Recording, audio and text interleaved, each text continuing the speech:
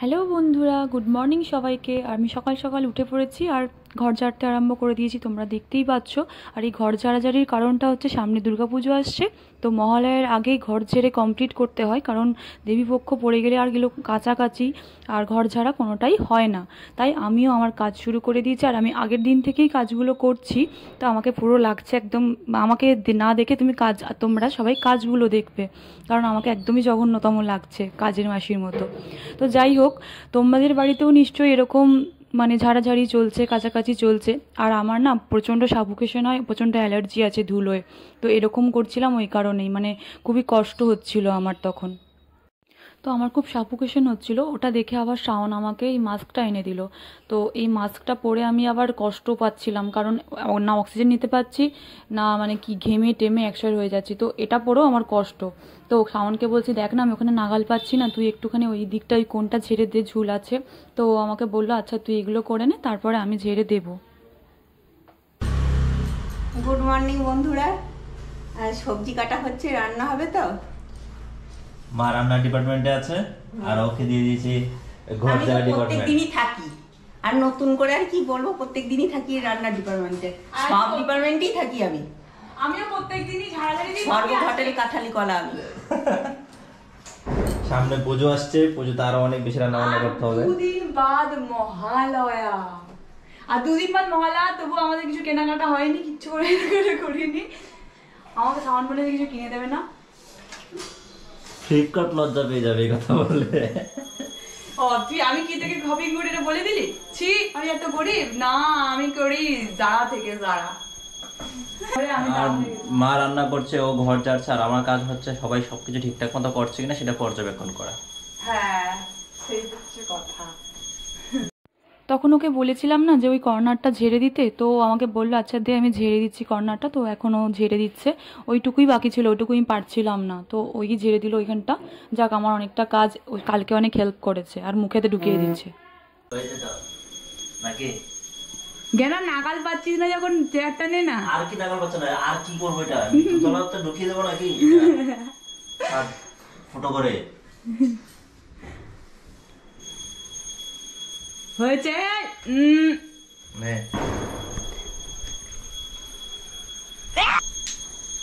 গ্যারা আমাকে বলে, নিজে গ্যারা লাগাল পায় না, আবার ইয়েতে তোমরাই বলবে আমি একটা মেয়ে হিসেবে 5 ফুট 6 ইঞ্চি হাইট।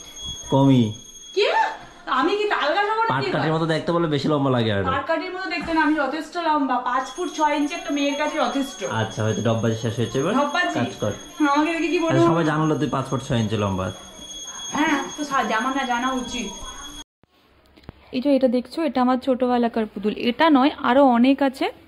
আর ওইগুলো দেখতে পাচ্ছ, ওইগুলো মানে তাকে যেগুলো রাখা আছে সব আমার ছোটবেলাকার, আমি এগুলো নিয়ে খেলা করতাম। এটা আমার মেয়ে হতো, ওটা ছেলে হতো, জিরাফটা জঙ্গলে থাকতো, হনুমানটা, মানে এগুলো আমি নিজের মনে মনে সাজাতাম। আর খাটের ভেতরেও অনেক পুতুল আছে, আমি বলেছি যখন আমি এই বাড়ি থেকে চলে যাব তখন আমি এগুলো সব নিয়ে চলে যাব। আর পুতুলগুলো ময়লা হয়েছে, মা বললো আর কাচতে হবে না, একটু ঝেড়ে দে তাহলেই হবে। আর ওখানে থাকলে খালি থাকলে নোংরা হবেই। ওই ফটোর মধ্যে কে বলো তো? ওই ফটোর মধ্যে ওটা হলাম আমি, ছোটোবেলাকার আমি। কেমন দেখতেছিলাম একটু জানিও তো। আমি নিজে খুব ভালো লাগে, সারাক্ষণ দেখতে থাকি ওইখানে বসলেই, ফটোটা কিউট কিউট মনে হয়। আর ওইটা আমার বাবা মার বিবাহবার্ষিকীর ফটো, ওই দুটো। আর আমি নিজেকে বলছি যে এটা আমি, দেখো তোমাদেরকে বলছি। তারপর তাকগুলো ঝাড়লাম, ওই খাটের ফাঁকগুলো ঝাড়তে হবে, মানে কি বলবো, সব ধুলো পড়ে, আমি রোজই ঝাড়ি তবুও ধুলো হয়ে গেছে।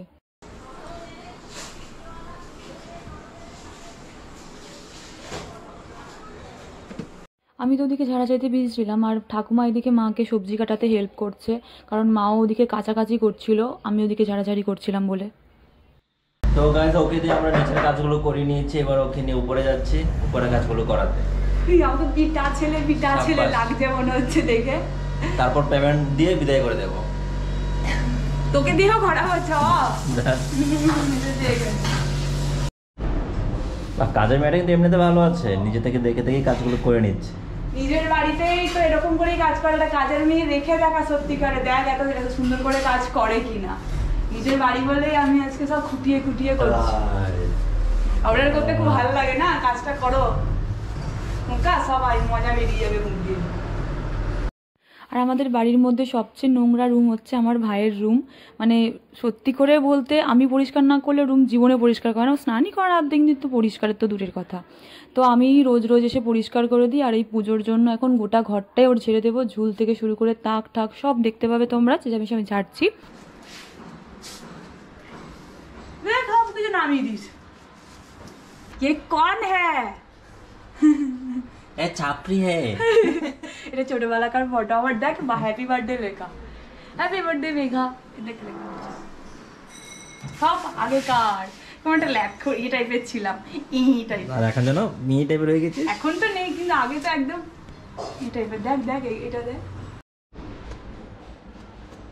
চশমা পড়তাম না তখন, জীবনে প্রেম করতাম না, যদি এরকম দেখতে পেতাম এসে। এরকম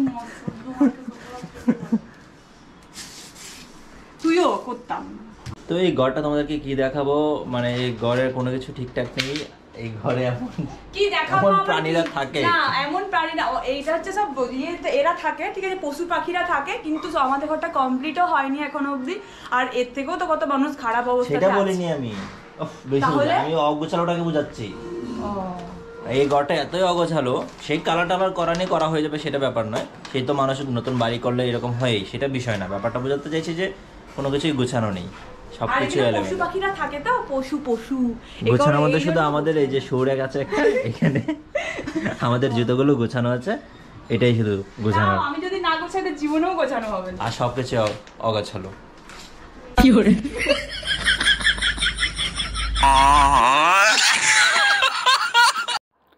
ঠাকুমা কৃষ্ণের জামা নিজের হাতে বানিয়ে নিয়ে এসে শাওনকে দেখাচ্ছে, এই দেখ আমি নিজের হাতে বানিয়েছি, আমাকে কিনতে লাগবে না। এটা মানে পুজোতে কৃষ্ণকে গিফট করেছে আর কি।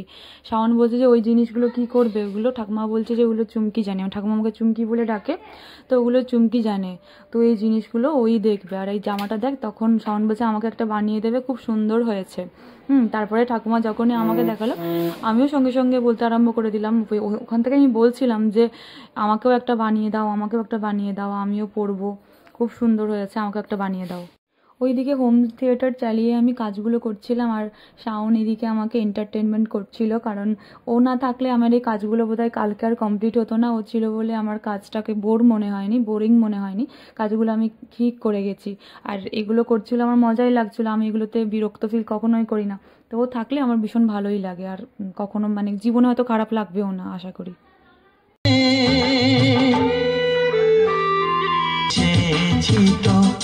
তাতে জীবনেরই না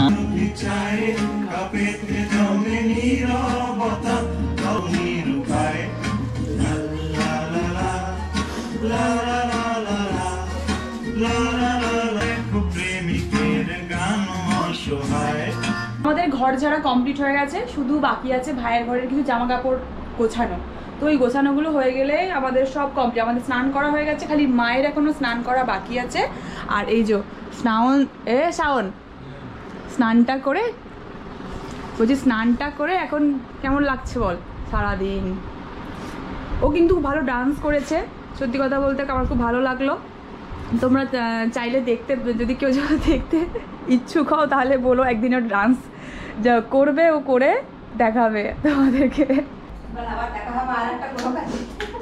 কি বলছো আবার, তুমি কি বললে? আবার দেখা হবে আর একটা কোনো কাজে। ঠিকই বলেছো মা, এখনো অব্দি শাকচুন্নি সেজে এখনো অব্দি ওরকম। হ্যাঁ আমি হালকা হালকা মেঘ ডাকলো শুনতে পেলাম, কিন্তু প্রচুর রোদ। তো দুর্গাপুজোতে মনে হচ্ছে বৃষ্টি হবে, বলো।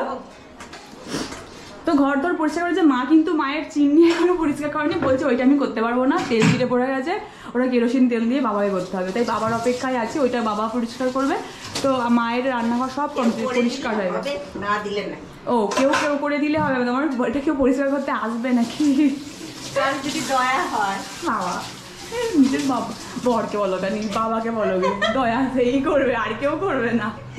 যদি দয়া হয় করে দিয়ে যাবে চিমনিটা। তো ওপরগুলো তো এখন ঝুল ঝেড়েছ, আমি কালকে যতটা নাকাল পেয়েছি ঝেড়ে দিয়েছি, আর ঝাড়া যাবে না। ওই দেখ ঝুল, আর ঝাড়া যাবে না, আজকেই ঝাড়লে পারতে, আর হবে না, আবার পুজোর পরে।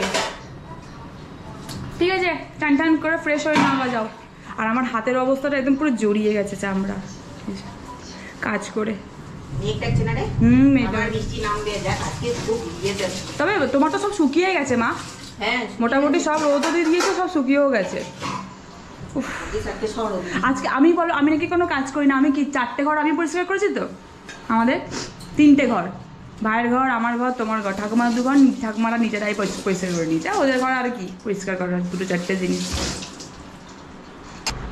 তো চলো আমি এখন পেয়ারাগুলো ফটাফট মাখা করে নি। কি কোন গেটটা?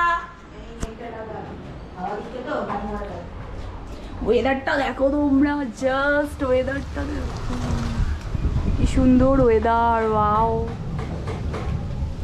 চারিদিক উড়ছে একদম। আমাদের এই পিঙ্ক কালারের গোলাপ গাছ, এটা ওয়েদারটা কিন্তু খুব সুন্দর লাগছে। তো গাইস দেখো, সামান্য একটা পেয়ারা কেটে খাওয়াতে পারছে না। আমাকে ইনসাল্ট করবি না। ইনসাল্ট করবি নাকি? দেখো গাইস, দেখো তোমরাই দেখো, সামান্য একটা পেয়ারা কেটে খাওয়াতে আরে পারছে না। ওটা অনেক জোর দিতে হবে, আমি জোর দিতে পারছি না, গায়ে জোর না। হাওয়া দিচ্ছে, সাবধান, এখন ছাদে যাবি না। কার বাড়িতে ছাদে নিয়ে ফেলে দেবে, তোকে উড়িয়ে বলা যায়। ওই জন্য তো যাচ্ছি না, তুই একটু কেটে দে না। তোকে দিয়ে কাজ আমি ঠিক করানো যায় না। এই তো কত সুন্দর কাটলো দেখো। করলেই করা যায়, ঠিক আছে? তুইও পারবি চাইলে। আমি চাইলে পারছিও না, অনেক চেয়েছিলাম, লাস্ট অব্দি চেয়েও হলো না। দেখ কত সুন্দর হাতে বেঁকিয়ে এই ডিজাইন ওই ডিজাইন এরকম এরকম কত কিছু করে কাটছিস, কিন্তু আমি তো করে পারি না। পারিস না ঝগড়া করতে, আর কিছু পারিস না। আজকে শাওন, আমাদের অনেকদিন পর আজকে ব্লগ যাবে বল। আরে প্রায় দীর্ঘ 100 বছর পর ব্লগ বানাতে পারছি। কি করবো এটা?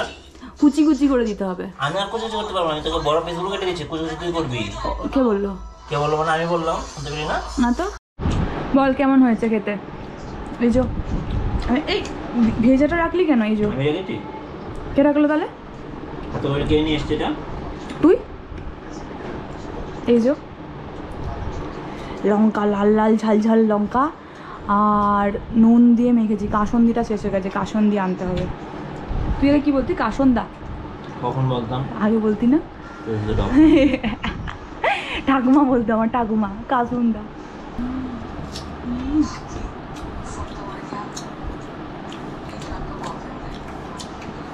পেয়ারা মাখা। তোমার সব কাজ কমপ্লিট মা? হ্যাঁ, যখন মরবো তখন কমপ্লিট হবে। এখন কোনো কমপ্লিটের ইয়ে নেই। অনেক খাটাখাটনি করলাম আর গোটা গা হাত পায়ে এমন যন্ত্রণা করছে, মনে হচ্ছে যেন আমাকে তুলে যদি কেউ আছাড় মারে বা 3, 4, 5, 6 কুইন্টাল যদি আমার গায়ে চাপিয়ে দিয়ে একদম এরকম এরকম এরকম এরকম করে, তাহলে খুব ভালো লাগবে। তো আমার আর ভালো লাগছে না। আজকে খাওয়া দাওয়া করবো, দিয়ে ঘুম, আর কোনো কথাই নেই। আবার দেখা হবে নেক্সট কোনো কাজ নিয়ে, নেক্সট কোনো ব্লগে। আর মহালয়া সবাই ভালো করে কাটাবেন, এই বাজি বাজি ফাটাবেন, ঠিক আছে? কিন্তু খুব সাবধানে, নিজেদের সেফটি বজায় রেখে অবশ্যই। আর শব্দ দূষণ কম করাটাই আমি বলবো ভালো। তাই তারাবাতি, ঝাড়, ওই যে এগুলো সব, ওইগুলোই সাউন্ড যেগুলো নেই সেগুলোই ইয়ে পড়াবেন। আর কিছু বলার নেই। আর আজকের মতো গুড নাইট, টাটা। আবার দেখা হবে নেক্সট কোনো ব্লগে।